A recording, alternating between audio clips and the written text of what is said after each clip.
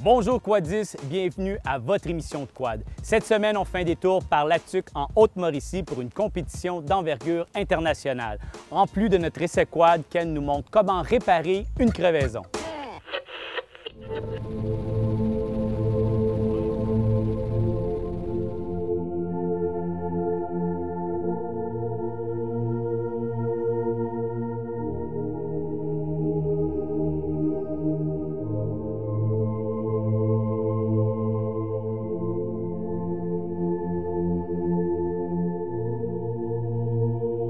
Aujourd'hui à l'émission, on recule devant rien car on s'est déplacé du côté de Latuc pour vous présenter un reportage sur la compétition des 12 heures d'endurance de quad.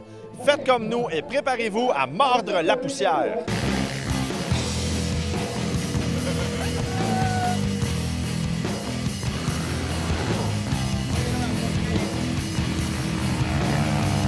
L'idée au départ, c'était de faire venir des gens de l'extérieur, de développer le tourisme en quad, de permettre de faire découvrir le Québec à d'autres quadistes en invitant des équipes de course, en invitant un peu comme le style d'Aricana pour la motoneige, un peu le même genre d'événement, un happening quad qui met un regard sur le Québec pour l'ensemble du monde au niveau du quad.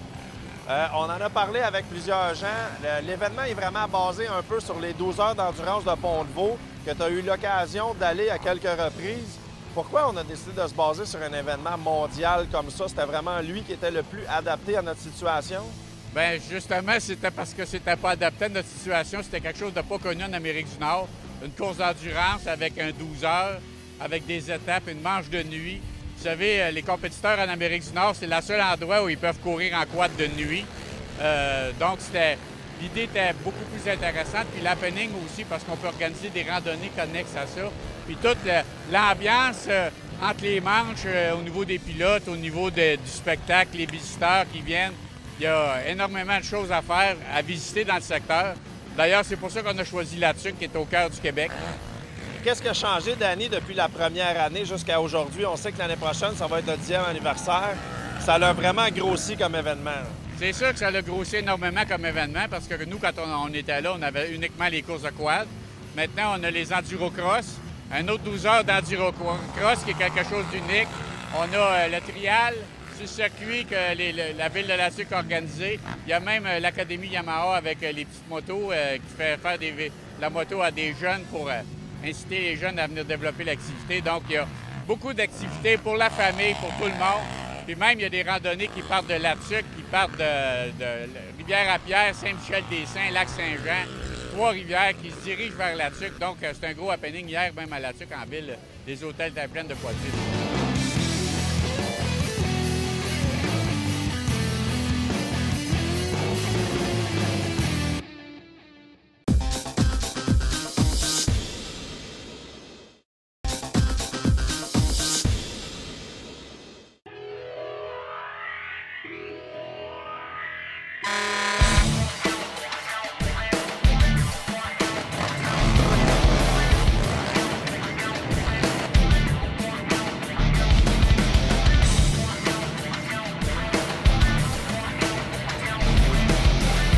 Si on fait un peu ton CV dans le domaine du quad au Québec, ça fait combien de temps que tu es dans la course? Écoute, ça fait une dizaine d'années que je course en quad. J'ai gravi les échelons assez rapidement. J'ai gagné 7 fois le championnat canadien ici au Canada. Je course aux États-Unis beaucoup au championnat américain. Fais des très bonnes courses là. Donc, je me donne à 100% là-dedans. C'est mon travail. Et puis, 12 heures de Latuc, ça fait 8 ans. En fait, c'est la 8e année que j'y participe. J'ai toujours participé sauf une année. Toujours été très près de le remporter. On l'a remporté 2 fois. Donc, c'est le fun. On peut dire que tu es vraiment un des top riders qui sont présents sur le site cette année-là. Écoute, on peut le dire comme ça. C'est sûr et certain que je veux garder ça comme ça. Là. Je travaille fort pour ça. Richard, ça fait 3 ans que tu roules un Can-Am. On le sait, à la base, le 450, c'est un très bon quad sport. C'est quoi les modifications qu'il faut apporter pour résister à une saison de Richard Pelchat et qu'est-ce qu'il y a de spécial pour une course d'endurance? En fait, le VTT pour le 12 heures de la TUC est complètement différent de mon VTT que je course normalement. Le VTT que je course normalement, il est très bas. Il va être vraiment adapté à faire des gros sauts. Puis c'est un VTT qui est condensé, une genre de Formule 1 des pistes à bosse qui va durer 20 minutes. 12 heures de la TUC, complètement le contraire. Donc là, on parle d'endurance, on parle de stratégie, donc gros réservoir à essence pour durer longtemps, des bonnes lumières pour la nuit. En tant que tel, est-ce qu'on apporte des modifications majeures pour durer la durée du 12 heures? Non. C'est juste pour dire on le fait le plus rapidement possible. Donc là, c'est vraiment de dire OK, on a un réservoir plus grand, on a des pneus mieux adaptés, des choses comme ça. Puis là, c'est toujours une balance de choses un peu entre est-ce qu'on met beaucoup de performance pour aller très rapidement, mais maintenant la fiabilité là, peut nous jouer un tour. C'est comme les 12 heures de Le Mans en automobile. Donc, c'est une belle balance entre les deux. Lorsqu'on parle de la piste ici à la TUC, côté difficulté, ça représente quoi selon toi? Écoute, c'est extrême. Honnêtement, là, moi, j'ai déjà sorti de la TUC les mains en sang. La vaseline en dessous des gants, tout le kit. Là. Ah, écoute, c'est incroyable. Là. Sérieusement, là, c'est vraiment très exigeant. C'est un gros travail physique. En plus, cette année, là, on va avoir la poussière qui va être vraiment difficile, la respiration, tout ça. Puis, vraiment, ça devient à un moment donné, là, c'est ça qui est le fun, c'est que c'est une course d'endurance. Mais autant pour la VTT que pour le pilote, c'est qu'à un moment donné, on a dépassé les limites possibles du corps humain un peu, là. Puis là, c'est comme, on endure. Je me souviens des années que j'embarquais sur la piste, c'était mon tour, puis je faisais comme Rocky. T'étais déjà brûlé. Ouais, tu sais, je faisais comme Rocky, là, ça fait pas mal. Là. Ça, c'est quand c'est vraiment rendu extrême. À la 12e heure, là, ça ressemble pas mal à ça. Vous êtes une équipe qu'on pourrait qualifier de pro, si vous avez des bons sponsors en arrière de ça. Est-ce que tu penses que c'est un gros must pour faire la course ici ou il y a quand même une place pour les amateurs, mais c'est sûr que c'est un niveau différent? En fait, oui. Honnêtement, je pense que les amateurs vont apprendre à découvrir cette course-là pour avoir du plaisir en chum. Là. Moi, je le vois comme ça aussi. Plusieurs années, là, on a vu des belles équipes de gars qui s'embarquaient en disant OK, c'est un défi qu'on se donne, on se met tout ensemble un peu, un qui apporte les pneus, l'autre qui apporte le bike, un qui fournit le gaz, tout ça. C'est pas pareil, là. Non, c'est pas la même chose, mais ça a sa place autant. Là. Honnêtement, c'est un super circuit, c'est une belle ambiance, puis tout le monde finit avec un peu le sourire de dire OK, on l'a fini, ceux qui finissent. D'abord et avant tout, il faut être un mordu pour être ici à la TUC. Ah, ça, c'est sûr et certain. Écoute, c'est vraiment un événement particulier. Puis en même temps, tu sais, le quad, c'est un beau sport, on le sait, c'est en effervescence un peu au Québec, puis tout ça. Donc, c'est le fun d'être dans cette dynamique-là ici à la TUC.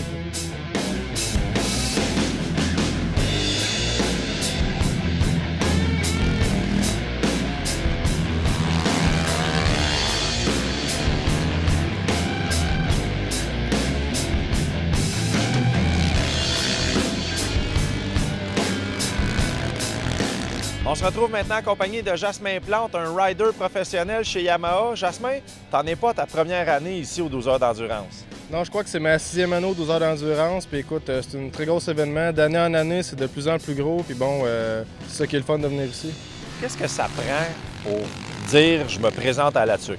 Bien, premièrement, une bonne équipe parce que c'est une équipe de 3 pilotes. C'est 12 heures, c'est 12 heures d'endurance en fait. C'est 3 manches de 4 heures.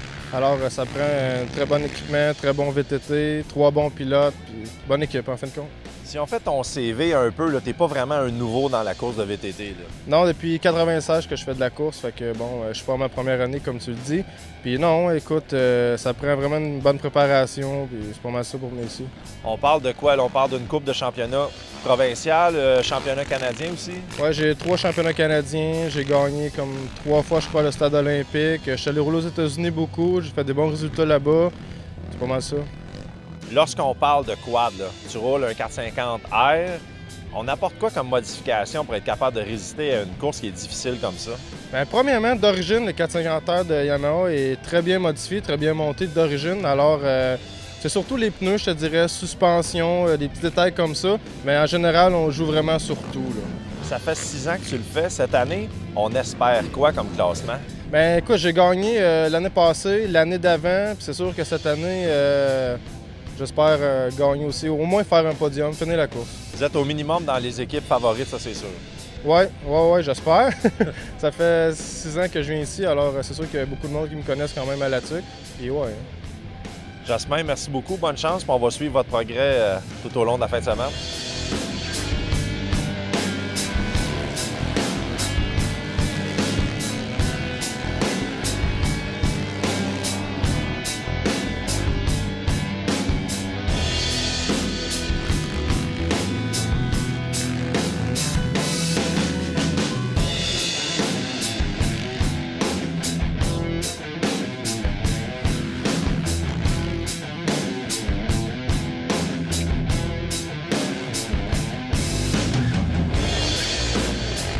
On retrouve Jean-Philippe Leblanc. On est à la fin de la première manche. Jean-Philippe, vous êtes en première position.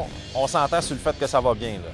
Oui, ça va très bien. On avait une bonne stratégie. À date, on suit la stratégie, puis on a gagné la première manche. Il en reste 2 encore. Si notre stratégie suit le coup, on s'enligne pour un podium la première marche. C'était quoi la stratégie de la première manche? Est-ce qu'on décolle avec le plus rapide en premier, le plus endurant? Comment on amène ça? Bien, c'est sûr qu'on a envoyé le plus rapide pour décoller, pour faire des bons temps. Creuser l'écart. Ouais, creuser un écart. Après ça, il y a des bons piliers dans l'équipe qu'eux autres, dans le rough, ils sont capables de rouler longtemps. Fait que, chaque pilote avait sa job à faire, puis on a suivi notre Vous avez suivi votre plan de match. C'est ça, on a suivi le plan de match. Bonne chance, on va venir vous voir peut-être pour l'épreuve de nuit, mais avec la lumière, ça ne sera pas la meilleure chose. Sinon, on se revoit demain matin pendant l'épreuve. Parfait, un gros merci. Merci, là.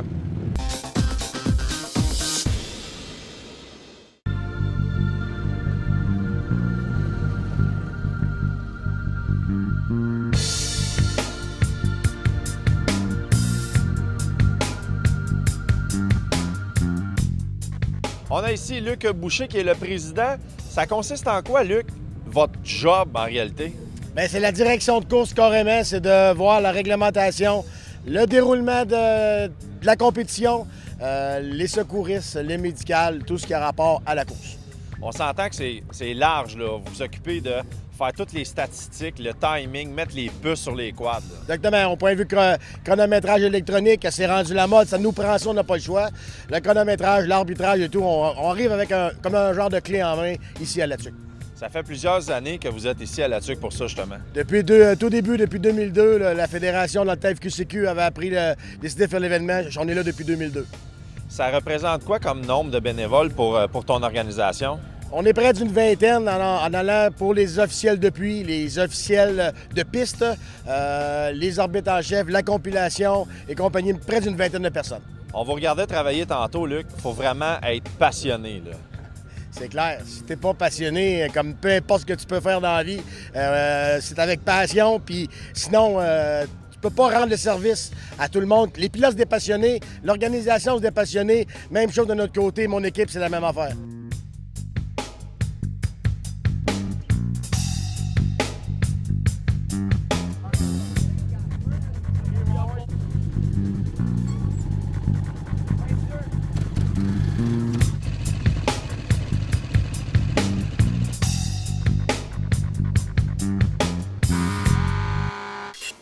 C'est déjà tout pour cette semaine à Randonnée Québec. N'oubliez pas qu'en tout temps, vous pouvez revoir cet épisode sur notre chaîne YouTube. La semaine prochaine, on continue dans les sensations fortes avec la suite de la compétition des 12 heures de la TUC.